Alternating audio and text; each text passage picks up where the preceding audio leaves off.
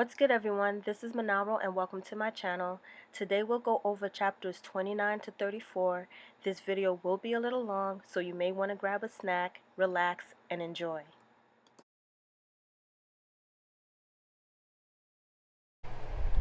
Sansa rides to the Hand's tourney in a litter with Septim Ordain and Jane Poole.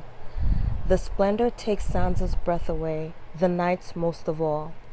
All of the Kingsguard are there in pure white cloaks and armor except Sir Jaime Lannister, the Kingslayer, who wears his famous gilded armor. The gigantic Sir Gregor Clegane thunders past like an avalanche. Sansa also spies Jon Royce and whispers to Jane that he wears bronze armor that is thousands of years old, engraved in runes that protect the wearer. Septim Ordain points out Lord Jason Mallister in an eagle-winged helmet and silver chased indigo armor. The girls giggle at the warrior priest Thoros of Myr until the Septa tells them he once scaled the walls of Pike with a flaming sword. Although frightened by Jalabar Zoe, when Jane sees Lord Beric Dondarrion, she states she is willing to marry immediately. The procession carries on with many knights whom Sansa does not know. To Sansa, it is better than in the songs. They watch the tourney from a place of honor. Jory Cassel, in drab armor, wins 2 matches but loses a well-fought third match to the free rider Lothar Brune when King Robert judges Brune's lance to have been steadier and better placed. The other contestants from Winterfell do not fare as well. Sansa and Jane both scream sometimes when the riders crash together. Sansa notes that Jane often covers her eyes when a rider falls, but knows how a great lady must act, and draws the approval of Septim Ordain for her composure. The jousting goes on all day and into the evening. Sir Jaime the Kingslayer rides brilliantly, defeating Sir Barristan Selmy, who has already unhorsed 2 men 30 and 40 years younger than himself. The Hound and his immense brother Sir Gregor Clegane, the mountain that rides, seem unstoppable. On Sir Gregor's second joust, his lance rides up and impales Sir Hugh of the Vale in the neck, killing him. Sir Hugh in his shiny new armor falls not 10 feet from Sansa. Jane is so disturbed that she cannot stop crying, forcing Septim Ordain to take her away to regain her composure, but she never returns. Sansa is astonished to find herself unmoved by the death until she realizes there will be no song sung for Sir Hugh. Lord Renly Baratheon, a crowd favorite, is unhorsed so violently by the Hound that he seems to fly backwards, and the hard fall breaks a gold antler off his helm. Renly gives the broken antler to the Hound, who merely throws it into the crowd, which erupts in a riot until Lord Renly restores order. By the end of the day's jousting, only 4 contestants remain: Sir Gregor Clegane, the Hound, Sir Jaime Lannister, and Sir Loras Tyrell. Sansa is entranced with Sir Loras, who is called the Knight of Flowers and has been given white roses to ladies in the crowd throughout the day. Finally, Sir Loras gives a red rose to Sansa, telling her, "No victory is half so beautiful as you." Sansa is mesmerized for a long while until she notices Lord Peter Baelish above her. He tells Sansa that she has her mother's hair, touches her cheek, and leaves. The king announces that the last 3 jousts will wait for the next day. Later, at the feast, Prince Joffrey sits next to Sansa. He has not spoken to her, and she has not dared speak to him since the fight on the King's Road. Sansa remembers thinking at first that she hated Joffrey for Lady's death, but later she rationalized that it was not Joffrey but Queen Cersei and Arya that are responsible. Now Joffrey is the soul of courtesy, complimenting her by saying that Sir Loras has a keen eye for beauty. Sansa asks if Sir Loras will win, but Joffrey replies that either his uncle or his Hound will defeat him, and that one day he will defeat them all.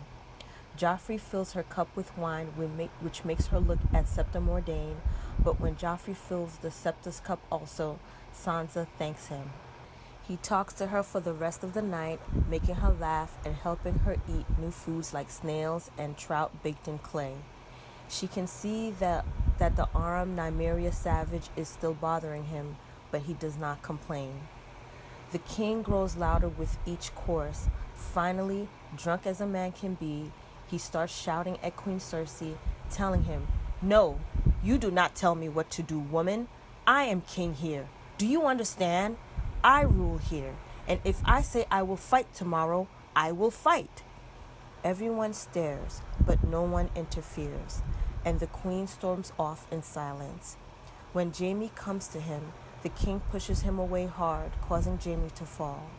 The king boasts that he can still knock Jaime in the dirt, and that with his warhammer, nobody can stand before him. Jaime replies stiffly, "As you say, your grace." Joffrey tells Sansa it grows late and asks if she needs an escort back. With Septa Mordane asleep at the table, Joffrey calls to the Hound to take his betrothed back to her quarters and desert Sansa. The Hound asks Sansa if she expected Joffrey to escort her back himself, and scoffs at the idea. Sansa's dreamy night has suddenly vanished. She does not like the idea of the Hound taking her back to the apartments, but cannot wake Septa Mordane. As the Hound escorts her back, Sansa cannot stand the sight of his burned face, despite insisting to herself that a true lady would not notice. She compliments the Hound's riding in the joust, giving him the knightly title Sir. He responds angrily that he is no knight and that he spits on the vows knights take. He tells her that his brother is a knight and asks if he fulfills her naive expectations. Sansa, lost for words, can only reply that no one could withstand Sir Gregor. The Hound merely laughs that Sansa's septa has taught her well. She is just a pretty little bird reciting the words they taught her. When Sansa tells the Hound that he is frightening her, the scarred man only continues his story, insisting that during the tourney, his brother noticed Sir Hugh's improperly fastened gorget and purposely let his lance ride up to kill Sir Hugh. The Hound then forces Sansa to look at his burned face. When she starts to cry, the Hound tells her how his brother Gregor burned his face when he was 6 for stealing a toy knight. The toy had been nothing to Gregor, who was already a 6-foot-tall squire. He had lifted Sandor bodily up and pressed his face into a brazier. 4 years later, they had anointed Gregor with the 7 oils, and after he said his vows, he was called Sir Gregor. Sansa now feels sad for the Hound and is no longer afraid of him. The silence goes on for a long while, and finally she touches the Hound and assures him that his brother is no true knight. They travel the rest of the way in silence. When he has finally delivered her to the corridor outside her bedchamber, Sansa thanks him. The Hound's only reply is a warning: keep the story about his face a secret, or he will kill her.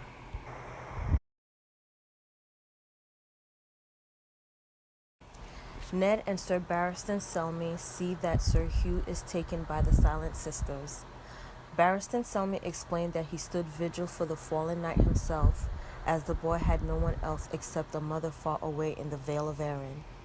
Sir Hugh had been Lord John Arryn's squire for 4 years, and had been knighted by King Robert Baratheon after John Arryn's death. Ned wonders if the boy was killed on purpose by a Lannister bannerman to prevent Ned from interviewing him. Sir Hugh's armor is new, forged especially for the tourney, and worth good money. Sir Barristan does not know if Sir Hugh had even finished paying the smith. Ned replies that the boy paid dearly and orders the Silent Sisters to have the armor sent to the boy's mother. Sir Barristan continues to walk with Ned and informs him that King Robert intends to fight in the melee. Ned already knows. When Sir Barristan suggests that drunken words are often forgotten in the morning, Ned insists that Robert will remember. As they approach the king's pavilion, they hear Robert raging at his squires, Tyrek and Lancel.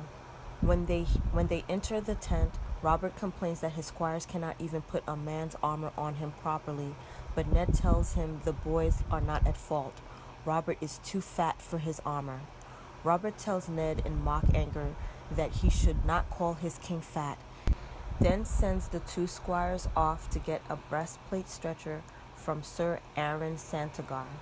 After the squires run out, Robert and Sir Barristan laugh, and even Ned smiles at the thought of the boys asking for the non-existent device. Ned asks if the two squires are from House Lannister. The king admits they are, and Ned notes to himself that there are too many Lannisters around the king. Putting the thought aside, Ned asks about the angry words between the king and his wife. Robert takes this opportunity to complain about Cersei's audacity in telling him he should not participate in the melee, and he claims Lyanna Stark would not have done such a thing. Ned insists Robert did not really know Lyanna, and that she would have told him he had no business fighting in the melee. This does not dissuade Robert, who insists that, unlike Ned, he still has juices running in his veins. When Sir Barristan speaks up to explain that no man would dare to strike a king during the melee, Robert is furious and sends Sir Barristan away, but orders Ned to stay and to drink. Robert laments to Ned that he was never so alive as when he was winning the throne, or so dead as after it was won. He declares that Ned or Jon Arryn should have been the king, but Ned reminds Robert that he had the best claim.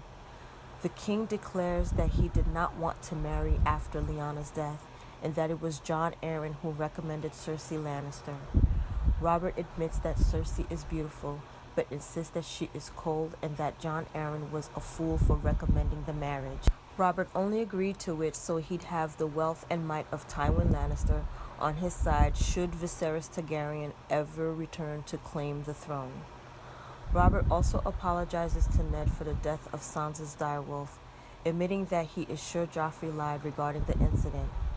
He continues that he dreams of giving up the crown and becoming a sellsword in the free cities, but the thought of Joffrey on the throne with Cersei whispering in his ear stops him. Robert asks Ned how he could have made a son like Joffrey. Ned responds hollowly that Joffrey is only a boy and that Jon Arryn often despaired of Robert himself when he was a child. Robert admits this to be true and claims that he turned into a good king. When Ned does not respond, Robert declares that Ned could at least say he is a better king than Aerys. Ned admits the truth in that. Robert insists that he and Ned still have many years yet to set things right and make him a good ruler. Changing the subject, Robert asks who Ned believes will win the joust. Robert comments that the Knight of Flowers is a son to be proud of and regales Ned with the story of when the young knight unhorsed Jaime Lannister in a previous tourney. Then the king mentions that Renly has told him about the Knight of Flowers' lovely 14-year-old sister Marjorie. During breakfast, Robert talks with Ned about when they were boys.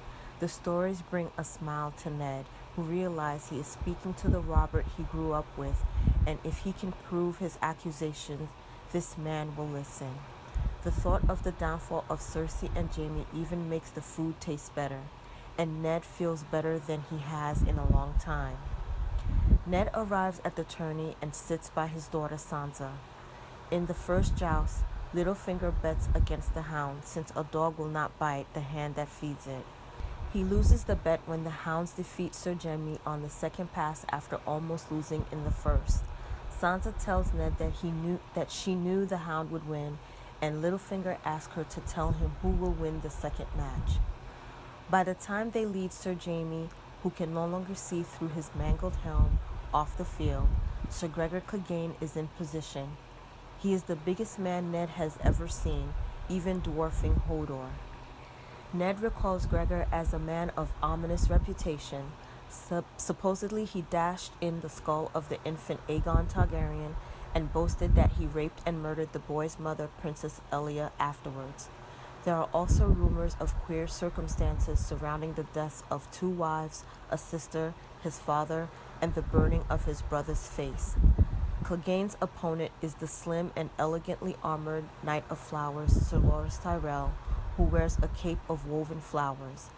After comparing Sir Loras and his opponent, Sansa asks her father to ensure that Sir Loras is not hurt. Ned assures her that the lances are designed to break to prevent injury, but cannot help but think of Sir Hugh.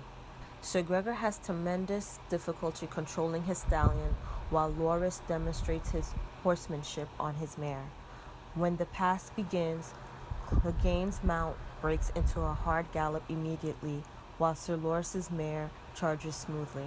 They meet while Gregor is still struggling with his mount, shield, and lance. Sir Loris's lance strikes Gregor perfectly, sending him down with his mount. Sir Loris's lance is not even broken, and the crowd cheers when he raises his visor in victory. Gregor gets up in a rage, demanding his sword, and nearly beheads his horse with a single blow. He then strides towards Sir Loris and sends the Knight of Flowers to the ground with his first blow. He is about to deliver a killing blow when the Hound intercedes. Gregor sends multiple sword blows towards his brother's head, but the Hound stops each one, remaining on the defensive. The Hound drops to his knee when he hears the king's voice over the crowd. The blow from Gregor's passes through the air, and finally Gregor comes to his senses, drops his sword, and glares at King Robert and storms off. In gratitude, Sir Loris forfeits the championship to the Hound, so there is no final joust. The crowd cheers for the Hound for the first time in his life. As they head towards the archery field, Littlefinger points out that Sir Loris had to know his mare was in heat and that such a thing would disrupt Sir Gregor's stallion. A boy named Anguy wins the archery event, and Ned sends Alan to offer him a position among his guards, but the boy refuses. Thoros of Myr, who fights with a flaming sword, wins the melee that starts with nearly 40 men and lasts 3 hours. When the list of injuries is reported, Ned is pleased that Robert did not take part. That night at the feast, Ned remains more hopeful than he has been in a long while. Robert is in a good humor, the Lannisters are nowhere in sight, and even his daughters are behaving. Sansa speaks to Arya pleasantly and even asks how her dancing has gone. Arya happily explains that she is sore all over and shows a nasty bruise on her leg. Sansa declares that Arya must be a terrible dancer. Later, Ned examines Arya's bruise himself while she stands on one leg, at which she has improved. He asks if Syrio Forel is being too hard on her, but Arya replies that every hurt is a lesson and every lesson makes you better. Ned is concerned, even though Syrio came with an excellent reputation and the Braavosi style suits Arya's slim blade. He recalls finding Arya wandering the castle blindfolded because Syrio was teaching her how to see with her ears, nose, and skin. Arya has also been practicing spins and backflips. Ned offers to have someone else take over her lessons, but Arya insists she wants Syrio. Ned knows that any decent master-at-arms could give Arya the basics of sword fighting without the blindfolds, cartwheels, and hopping around on one leg, but he also knows there is no use in arguing with Arya. Ned returns to his solar, thinking of what he has learned. He takes out the dagger and wonders why Tyrion Lannister or anyone else would want Bran dead. He is sure that Bran's fall is somehow linked to the death of Jon Arryn, but the truth eludes him. Jory is still in the process of searching the whorehouses, and Ned is sure Gendry is a bastard of Robert. There is also Edric Storm, a bastard Robert was forced to recognize because his mother was highborn. He also remembers Robert's first child from when Robert was still a boy himself. Yet no bastard can threaten Robert's trueborn children, since bastards have few inheritance rights. A knock at the door brings a stranger, who turns out to be Varys in disguise. Ned is amazed. He has never seen Varys wear anything but silk, velvet, and perfume, yet now the eunuch wears coarse-spun clothes, mud-caked boots, and smells of sweat. Ned exclaims that he would never have recognized Varys. The eunuch says this is good because he would rather the queen's spies not know about their meeting either. Varys reveals to Ned that the Lannisters had hoped to kill Robert during the melee. When Ned asks why Cersei would forbid Robert to compete if she planned to have him killed, Varys points out that the surest way to make Robert compete would be to forbid it. Ned is furious that Varys did not tell him, but soon admits that he would have gone straight to Robert, who would have fought to show his enemies he did not fear them. Varys explains to Ned there are 2 sorts of people in the Red Keep, those loyal to the realm and those loyal only to themselves. Varys says he now knows Ned to be loyal to the realm because he dissuaded the king from entering the melee. Varys also reveals that Cersei fears Ned because Robert will never harm him, not even at her command, whereas Robert would execute Varys in a twinkling at Queen's request since the king has little love for sneaks, spies, and eunuchs. Ned argues that Robert must have other friends and that his brothers are surely loyal. Varys replies that hating the queen and loving the king are not quite the same thing. Varys goes on to say that Sir Barristan loves his honor, Grand Maester Pycelle loves his office, and Littlefinger loves Littlefinger. Varys adds that the king's guards are Paper Shield, Sir Boros Blount and Sir Meryn Trent are the queen's men, Sir Barristan is old, and the loyalties of the rest are also suspect. Ned insists that they must warn Robert, but Varys reminds him that without proof, they will only lose. Ned insists that the plotters will try again, and Varys agrees, stating that together they might be able to stop them.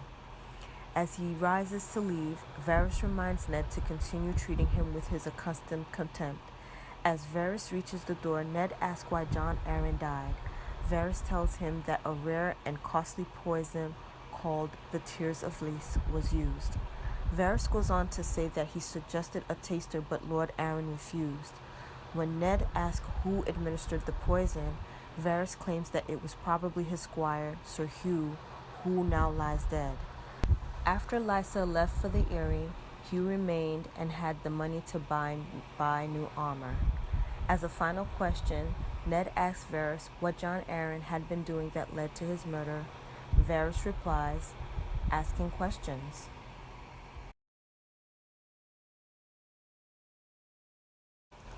As Tyrion watches the sellsword Chigan butcher his horse, he chalks up another debt owed to the Starks. The mare was a gift from his brother Jaime for his 23rd name day. The sellsword Bronn tells Tyrion that none of them will go hungry, but Tyrion replies that he does not like eating horse, particularly his own horse. Bronn responds that the Dothraki like horse better than other meats. Tyrion reflects that maybe his horse is the lucky one, since he has many more cold, hard days ahead of him. As he walks away from the sellswords, Tyrion thinks back bitterly to the night at the inn. When they took him captive, his guard Jick had gone for his sword, but Tyrion had stopped him, knowing it would only get them killed. Lady Catelyn showed the wounds on her hands all around, claiming they had been caused by Tyrion's dagger during an attack on her son. All the people in the inn, who had been friendly enough before, started screaming for his death. With only his man Jick and Warwick to defend him, Tyrion had no choice but to surrender. His other companion, Yoren, being of the Night's Watch, was sworn to take no part in such matters. Lady Catelyn stated often and loudly that they were taking Tyrion to Winterfell for justice. Tyrion had looked over the crowd and seen that things were not as bad as they seemed. Of the roughly 50 men in the common room, Catelyn Stark roused only a bare dozen. He announced that anyone who reported his capture to his father would get a rich reward. Sir Roderick then ordered the crowd to remain silent, and had Tyrion struggled not to laugh at the thought that Sir Roderick was fool enough to believe that they would. Lady Catelyn then asked for help in bringing Tyrion to Winterfell, and was rewarded with several recruits. As they bundled him out of the inn, he was not afraid, sure that they would never get him to Winterfell. Then they pulled a hood over his eyes and made a hard gallop through the rain away from the inn. It was dawn, and the rain had stopped when they finally pulled the hood off, and Tyrion saw that they were on the high road to the Eyrie, not the King's Road to Winterfell, and lost hope. Any pursuit would be looking in the wrong direction, and these were the lands of the late Jon Arryn, and his wife Lysa was a Tully. What was more galling than the abduction was that Lady Catelyn had outwitted him.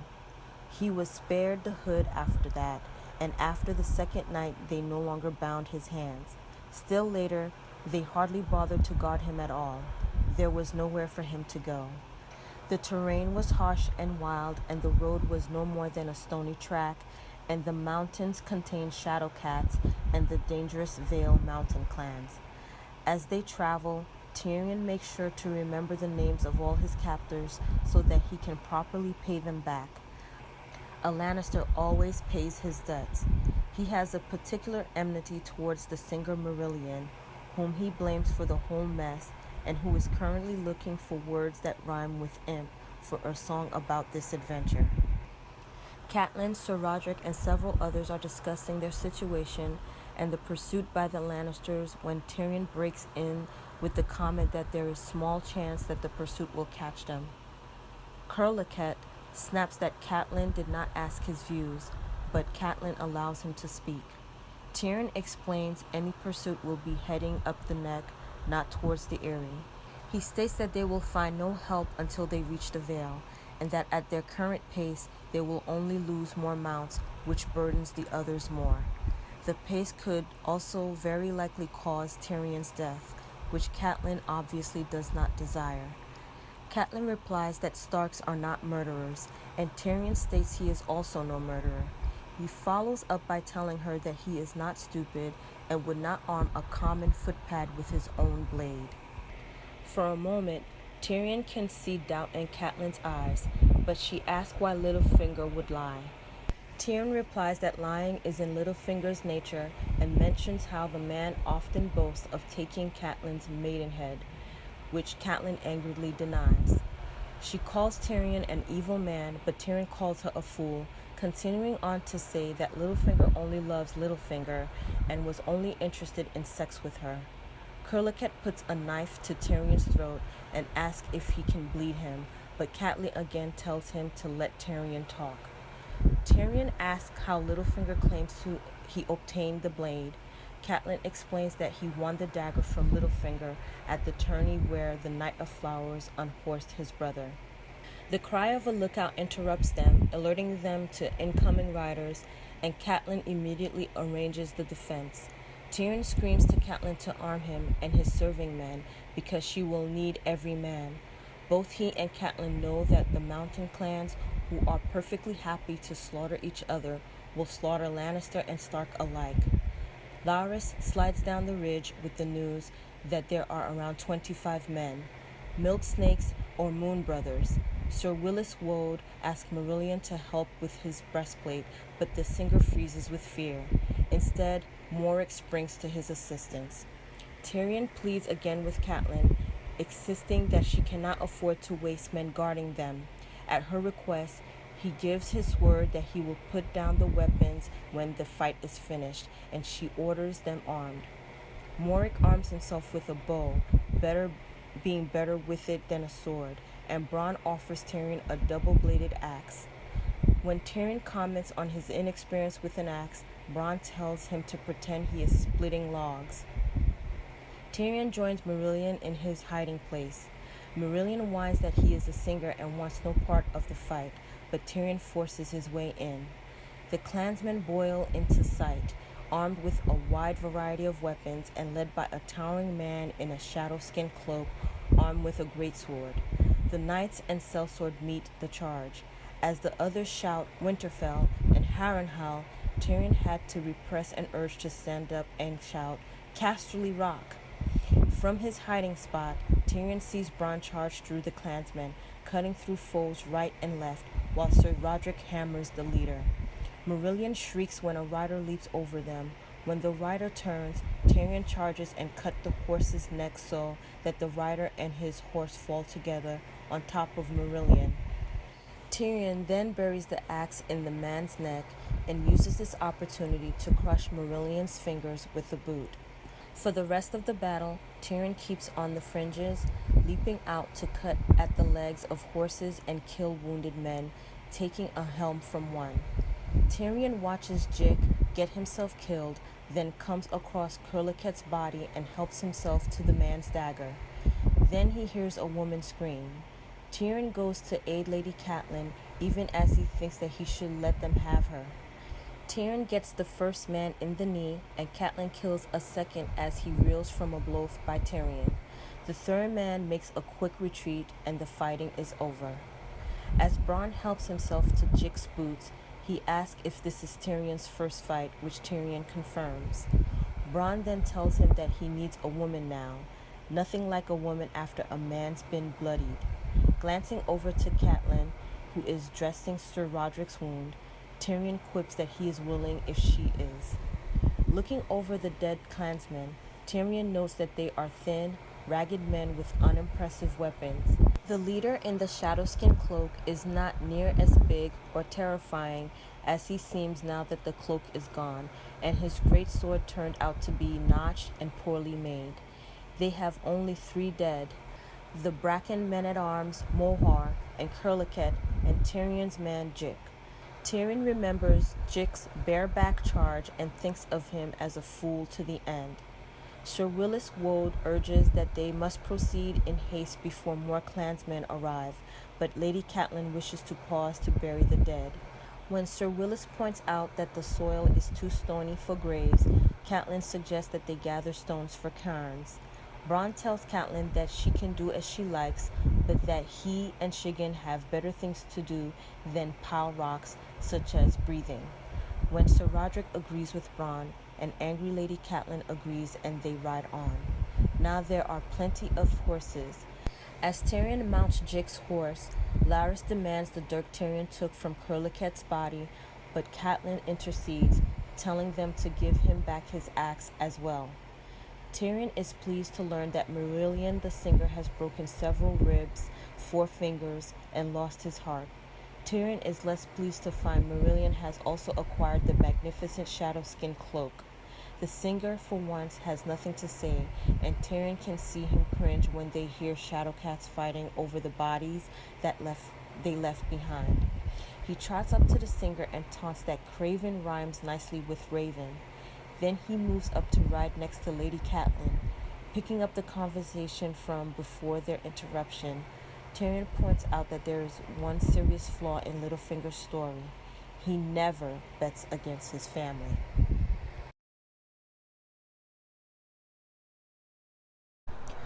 Arya is chasing a one-eared black tomcat as part of her training with Syrio Forel. Arya has found that catching cats is hard. Half-heel scratches cover her hands, and her knees are scabbed from tumbles. At first, even the fat kitchen cat could avoid her. As she stalks the black tom, Arya recalls when she originally went to Syrio with her hand bleeding. He told her she was too slow and that her enemies would give her more than scratches. The castle is full of cats, all of which she has caught and brought to Syrio except for this one, which a gold cloak claimed was older than sin and twice as mean. It had even snatched a quail from Lord Tywin's fingers once. Arya has chased the cat all over the castle, and she does not know where she is, but she has finally cornered the cat in a narrow alley. The tomcat tries to dart between her legs, but Arya catches it. As she excitedly hugs the cat to her chest and gives it a kiss, she's interrupted. Princess Myrcella, at the end of the alley, asks what that boy is doing with that cat. With her are a couple of the Lannister household guards, a Septa, and Prince Tommen. She asks again and calls Arya a ragged boy, which Tommen agrees with. Arya pauses a moment to look at her ragged clothes. You don't wear silks and skirts when catching cats. To avoid being recognized, Arya falls to one knee. The Septa tells her that she does not belong in this part of the castle. Arya is sure that as soon as she speaks, the children will recognize her. The Septa tells the guards to bring Arya to her. Arya panics and escapes the grasp of the guards, runs over the prince, and avoids the other guard. After a short chase, Arya sees a window above her, not much more than an arrow slit wide. She leaps up, grabs the sill, and pulls herself through, holding her breath to get through. Arya continues her rush, ending up lost in a dark cellar and thinking of the trouble she will be in if she was recognized. After listening for a long time, she hears no pursuit. She remembers her nightmares of getting lost in the Red Keep, even though her father had told her it was smaller than Winterfell. Arya plans to count to 10,000. By then, it will be safe to come out. By the time she reaches 87, Arya can make out the large shapes of monsters all around her. Initially, she is afraid, but she soon overcomes her fear and makes her way over to touch one of the monsters. She can tell it is bone and that it is dead, but has a feeling that it knows she is there and that it does not love her. She backs into a larger one and whirls around, causing a tooth to rip her leather jerkin. She runs, avoiding a larger monster, and dashes through the jaws of another to find a door. She opens it enough to slip through into the even darker hall beyond. She remembers that a water dancer can see without eyes. As she proceeds down the hall by feeling the walls, Arya remembers that all hallways lead somewhere. Then she hears noises and sees a dim flickering light, which allows her to see that she is above a well with steps leading down. Arya can see two men coming up the well and hears the echoes of their voices, one of which is thick with the accent of the free cities. She quickly discovers that the men are talking about her father, when one explains to the other that the hand will soon learn the truth. When the second man asks what the hand will do with the truth, the first replies that only the gods know, because the hand is not a man to put aside the attempt on his son's life, and that soon the wolf and the lion will be at each other's throats. The other man insists that a war would not do good because they are not ready. As the men get nearer, Arya can see more of them. The one bearing the torch is fat with a scarred face and a stubbled beard, who moves quietly despite wearing heavy boots and a steel cap. Arya finds him oddly familiar but cannot recognize him. She is sure that she has never met the man with the accent. He has a forked beard and is grossly fat, yet moves lightly like a water dancer. When the torchbearer asks what he might possibly do to prevent a war, the fork-bearded man asks, "If one hand can die, why not a second?" The torchbearer insists that times have changed and that the current hand is not like the other. The fork-bearded man insists that they need more time. The princess is with child, and the cow will not bestir himself until his son is born.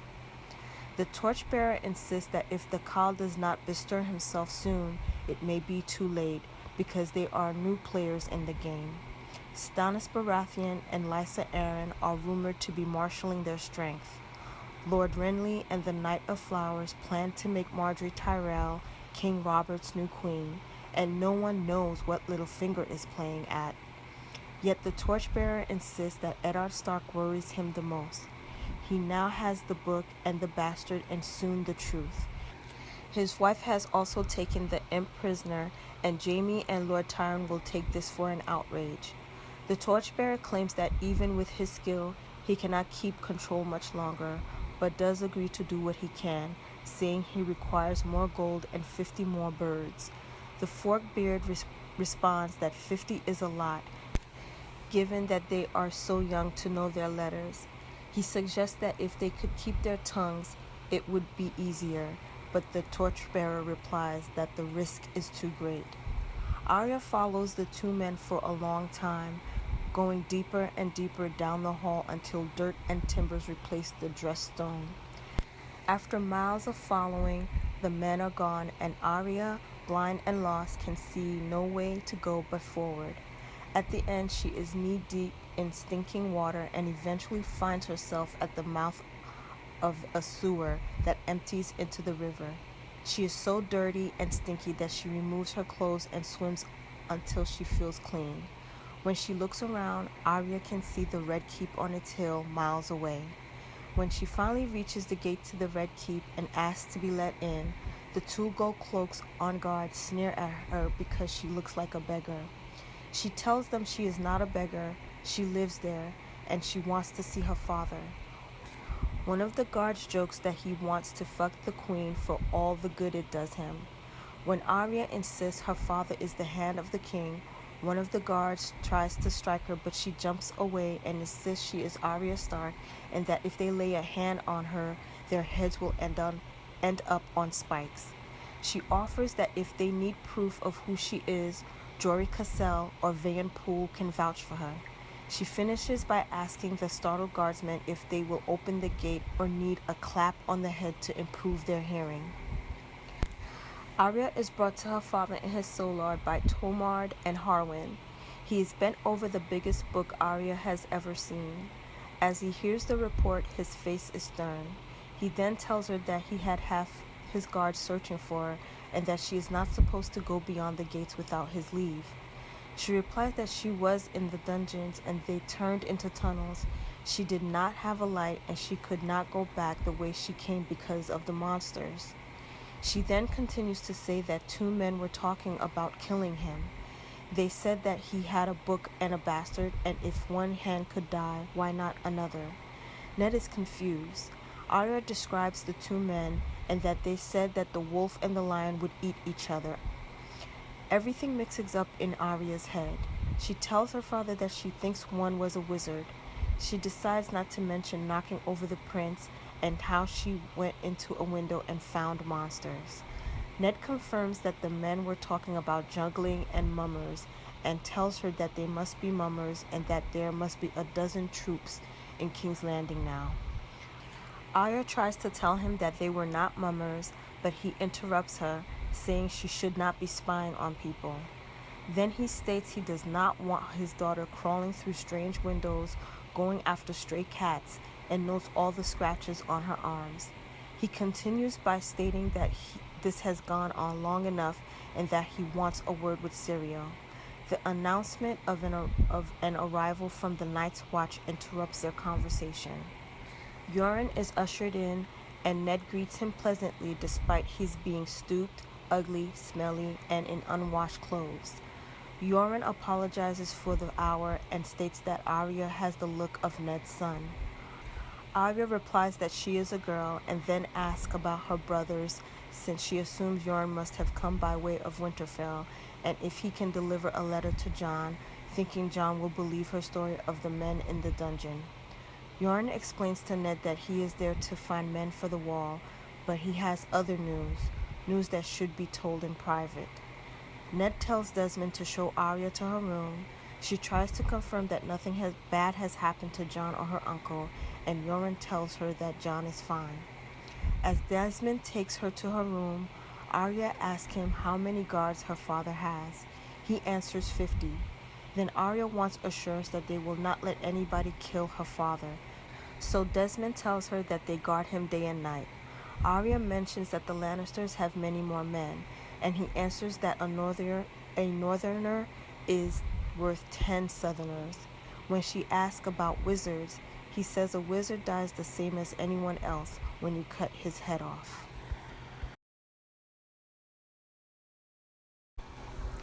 Ned is trying to dissuade King Robert from sending men to kill Daenerys Targaryen, now that Varys has received reports of her pregnancy.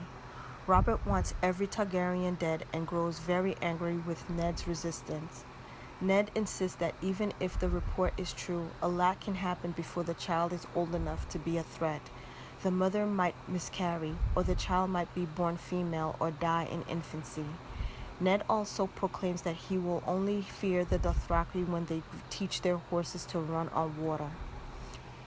Renly comments that it was a mistake to allow Viserys and Daenerys to live this long. Ned insists that mercy is never a mistake, pointing out at the Battle of the Trident, Sir Barristan Selmy slew a dozen friends of both Ned and Robert, yet Robert absolved him and appointed him Lord Commander of the King's Guard. Robert insists that it was not the same. Sir Barristan was a knight of the King's Guard. Ned counters that Daenerys is a 14-year-old girl and asks why they overthrew House Targaryen if not to end the murder of children. Robert growls that it was to put an end to Targaryens. When Ned questions how a man who never feared Rhaegar Targaryen can tremble at the shadow of an unborn child, King Robert bellows that he has heard enough and asks for a vote. The other counselors all side with the king except for Sir Barristan, who states that there is no honor in killing an enemy in his mother's womb. When the decision is made, Robert turns to the topic of how best to carry out the assassination. Renly suggests that Sir Jorah Mormont, who craves a royal pardon, might be of use. Varys reminds them all that Ser Jorah is unlikely to risk the punishment the Dothraki would inflict on the murderer of a Khaleesi. Instead, the eunuch proposes the alternative of poison, such as the Tears of Lys. Khal Drogo need never know it was not a natural death. The mention of the Tears of Lys seems to awaken Grand Maester Pycelle from his drowsiness, and Robert denounces poison as a coward's weapon. Ned remarks on the hypocrisy of debating an honorable way to assassinate a 14-year-old and declares that Robert should do the killing himself, the honorable way among the first men. Robert is astounded when he realizes that Ned actually means what he has just said. Ned refuses to participate further, declaring that Robert can do as he likes, but that he will have no part of it. Robert declares that as hand, Ned will do as commanded or be replaced by a hand who will. Ned wishes luck to his replacement and removes his badge of office, declaring that he thought Robert was a better man. As Ned marches away, the king calls after him that he will have Ned's head on a spike if he ever sees him again. Before Ned has even left, the council resumes the discussion, and Ned overhears Pycelle telling the others of a society of assassins in Braavos called the Faceless Men. Littlefinger counters that they can hire an army of sellsword for a fraction of that price. Ned returns to the Tower of the Hand and summons Vane Poole to discuss arrangements for their return to Winterfell. Ned is disturbed that Robert still hates the long-dead Rhaegar Targaryen so much. Then Ned thinks about what will happen when the king discovers that Catelyn has taken Tyrion Lannister captive. The king may not care for the imp, but it will hurt his pride, and Cersei will whisper in his ear. With these thoughts, Ned decides that it might be safest if he and the girls go ahead and the rest can follow. After Poole leaves, Ned reflects that it will be wonderful to be back at Winterfell with his sons, but he remains angry because the kingdom is in crisis. Robert and his council of cravens and flatterers will beggar the realm or sell it to the Lannisters. Then there is the murder of Jon Arryn. Ned considers taking a ship back to Winterfell, even though he would prefer the King's Road, so that he can stop at Dragonstone and maybe learn the truth from Stannis Baratheon. The more he thinks about it, the more Ned guesses the truth is a secret he may not want to know. He looks again at the assassin's dagger and wonders if it has some connection to the mystery of Arryn's death. Could Robert be part of it? He remembers Catelyn telling him that he knew the man, but the king is someone different. Ned summons Poole back and tells him to find a fast ship with a good captain, quietly but quickly. If he could find a ship tomorrow, it would be best to be on it. Tomard announces the arrival of Littlefinger. Ned is tempted to send him away, but thinks better of it. Littlefinger informs Ned that he has managed to convince the council to offer a lordship to any man who kills Daenerys rather than hire the Faceless Men. Ned criticizes the principle of giving titles to assassins. Littlefinger points out that he actually did Daenerys more good than Ned did. If a faceless man were to be sent against a girl, she would be as good as buried, whereas this way some idiot will likely botch the job and put the Dothraki on their guard. Ned is incredulous. Littlefinger supported the proposal, but now expects him to believe that he was defending the girl. Littlefinger then calls Ned an enormous fool who woos like a man dancing on rotten ice. Ned insists that he has had his fill of politics. Littlefinger then says that if Ned is still in the city this evening, he will take him to the brothel his men have been searching for so ineffectually.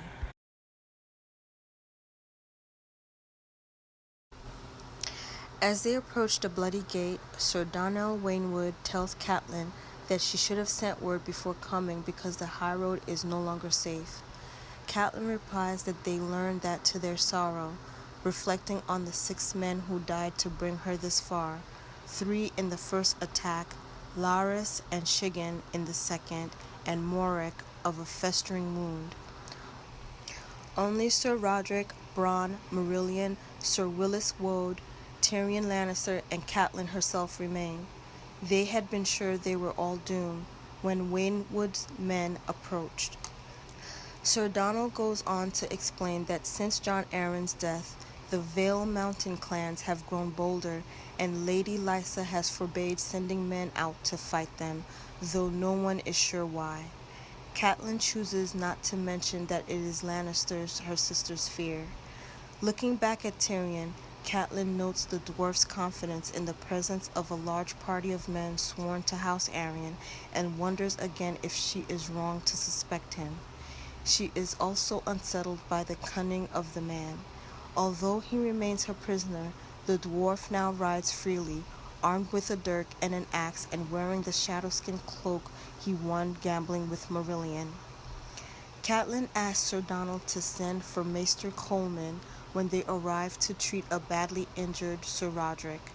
She is told that her sister has forbidden the Maester to leave the Eyrie because of her concern for her son Robert's health.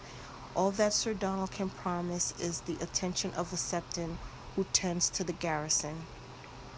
When they arrive at the Bloody Gate, they are met by Catelyn's uncle, Sir Brynden Tully, known as the Blackfish. Once they have passed through the gate, Catelyn can see the richness of the Vale of Arryn spread out before her and the peak known as the Giant's Lance rising miles above the valley floor. Her uncle points out the faint glimmer of the 7 towers of the Eyrie on the side of the mountain and says that they can reach the foot of the lance by evening. Sir Roderick declares that he cannot go any further. Catelyn decides to leave the rest of her party behind. Marillion the singer asks to accompany her to the castle. Catelyn, who cannot understand how Marillion survived the journey, which kills so many others, agrees. Then Bronn, whose ferocious fighting helped cut their path to safety, declares that he is also coming.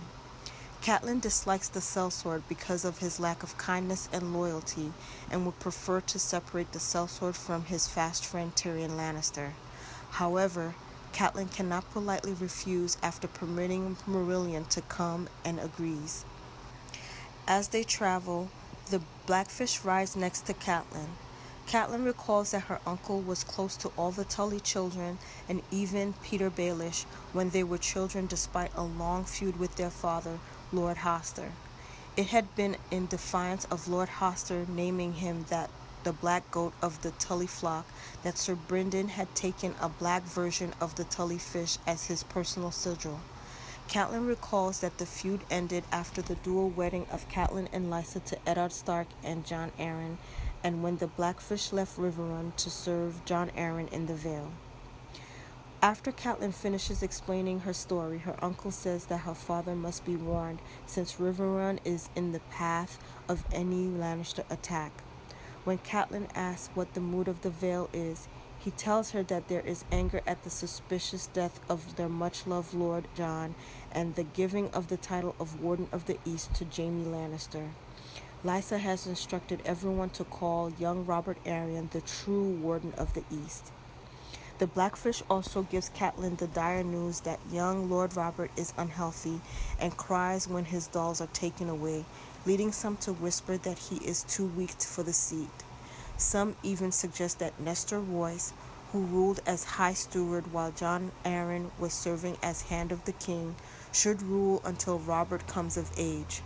Others believe that Lysa should remarry, but the Blackfish thinks she is just playing at courtship and intends to rule herself.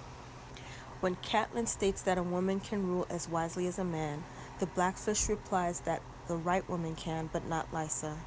He explains that the death of her husband and the stillborn and miscarried children before that have left Lysa unstable and hysterically protective of her only child. Above all, Lysa seems to fear the Lannisters, and now Catelyn has brought a Lannister to her doorstep. Catelyn insists that Tyrion is her prisoner. In reply, her uncle notes that Tyrion is not only not in chains, but also carries weapons with a sellsword trailing him like a shadow. Catelyn reminds him that Tyrion is not here by choice, and that it was Lysa's letter that started the whole business. After passing through a valley surrounded by the high mountains, they reach the Gates of the Moon. Well above the gatehouse, Catelyn can see the looming mass of the mountain, and high above the towers keeps of stone, snow, sky, and the Eyrie. Tyrion judged that if they planned to make him climb the mountain at night, they might as well kill him now. He is told that they will rest until morning. When the dwarfs ask how one gets up, he is told there are steps leading up the mountain and trained mules that go as far as the Way Castle called Sky. Beyond that, the ascent is made on foot or in the winch baskets that bring up supplies.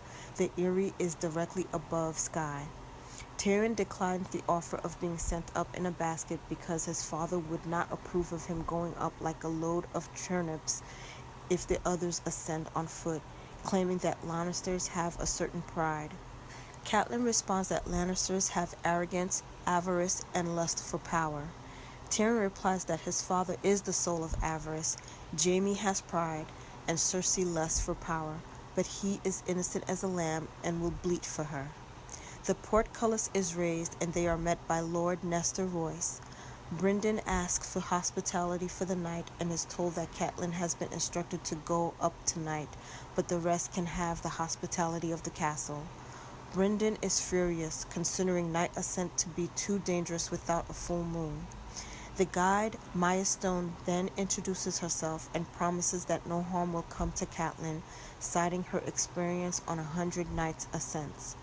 Stone is the surname of bastards in the Vale, and that reminds Catelyn of John. She is speechless, but Lord Nestor states that Maya has never failed him, and so Catelyn agrees to the night ascent. Maya Stone guides Catelyn up the long path to the Eyrie in the dark, claiming the torches only blind one on a clear night. Maya then tells Catelyn that Michael Redford, a squire she loves, says she has the eyes of an owl. Catelyn knows that because his family is highborn, the squire will never be allowed to marry a bastard.